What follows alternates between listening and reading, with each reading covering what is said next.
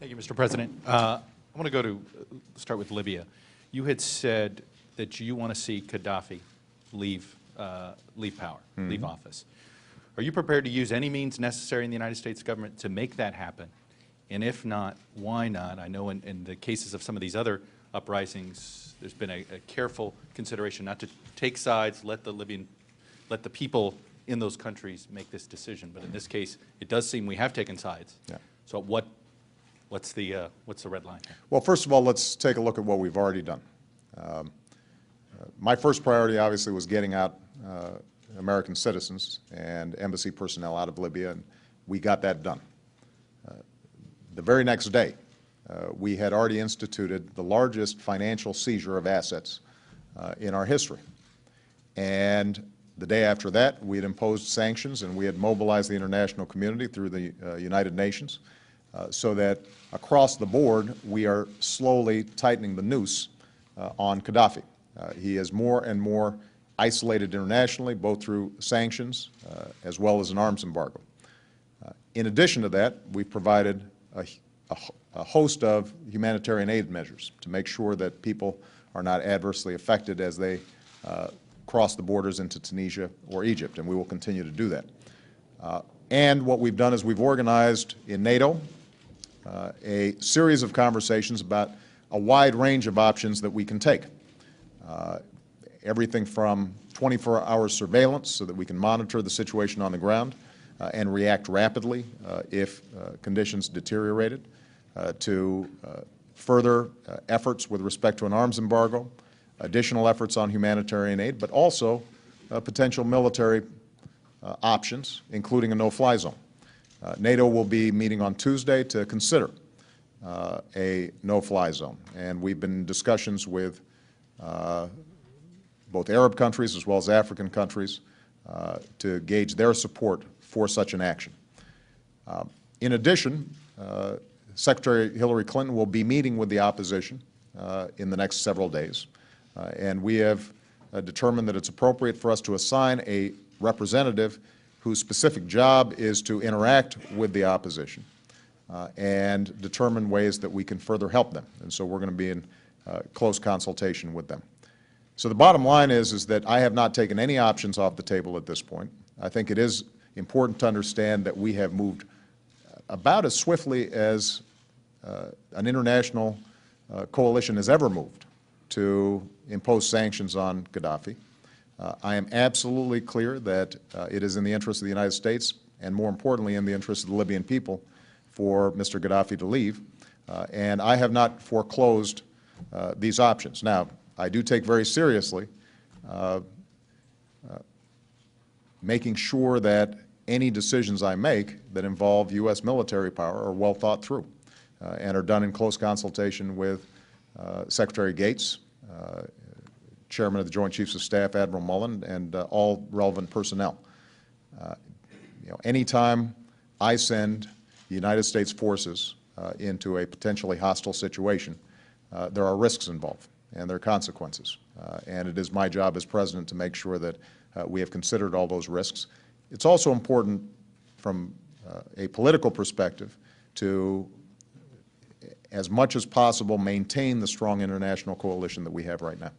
Are you concerned that he feel that because you've called for his removal, you've imposed all these sanctions, that Gaddafi feels cornered, has no other option in his mind but to just keep fighting, and in the words of your Director of National Intelligence, he may have the firepower to potentially win this standoff with the rebels? I am concerned, absolutely. And I think that's why it's so important for us not to stop where we are, but to continue to find options that will add additional pressure, including sending a clear message to those around Gaddafi that the world is watching and we're paying attention, and that there have been referrals to the International Criminal Court. Part of what we're going to be wanting to do is to change the balance, not just militarily inside of Libya, but also to change the balance in terms of those who are around Gaddafi and are thinking about what their future prospects are if they continue down the course that they're on. But Chuck, there's no doubt that I am concerned about it. Gaddafi has a stash of weapons. He not only has some troops that remain loyal to him, but there have been reports that he's also been hiring mercenaries. Even with the financial freeze that we've imposed, he still has some assets. The rebel groups are just now getting organized, and so we're going to have to continue to apply pressure. And that's why I say we have not taken any options off the table at this point. Mimi Hall.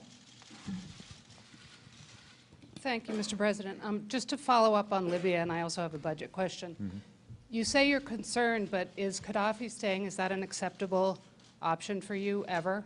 And my question on the budget is, there's been some criticism from members of your own party about your leadership on negotiations, on spending.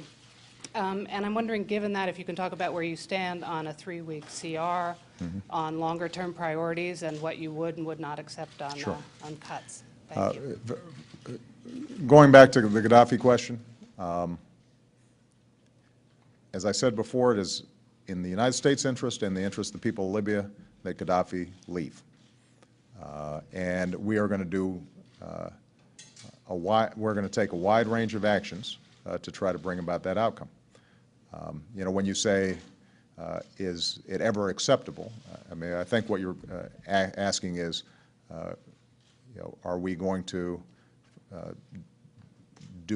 engage in any potential military action to make that happen? And as I said before, when it comes to U.S. military actions, whether it's a no-fly zone or other options, you've got to balance costs versus benefits. And you know, I don't take those decisions lightly. But let me be as clear as I can about the desired outcome from our perspective, and that is that Gaddafi stepped down.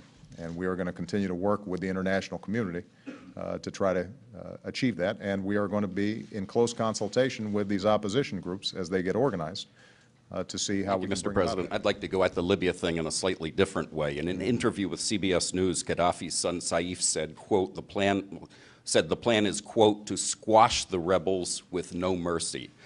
If he follows through, if the Gaddafi regime follows through on that, can the United States simply stand by and do nothing? And I say that in light of the fact that in the past you have said there are times when a brutal government is massacring its own citizens that the United States has a moral obligation to intervene militarily.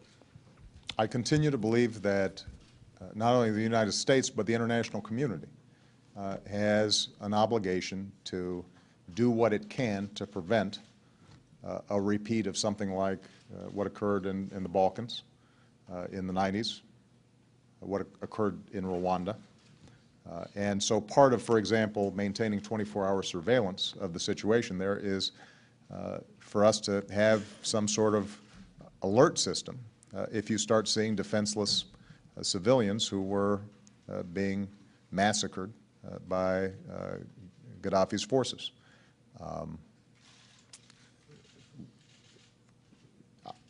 But obviously, we're going to have to look at what develops on the ground on a case-by-case basis. I don't want to generalize right now and say that's what's happening and we're prepared to step in. It's going to require some judgment calls, and those are difficult ones.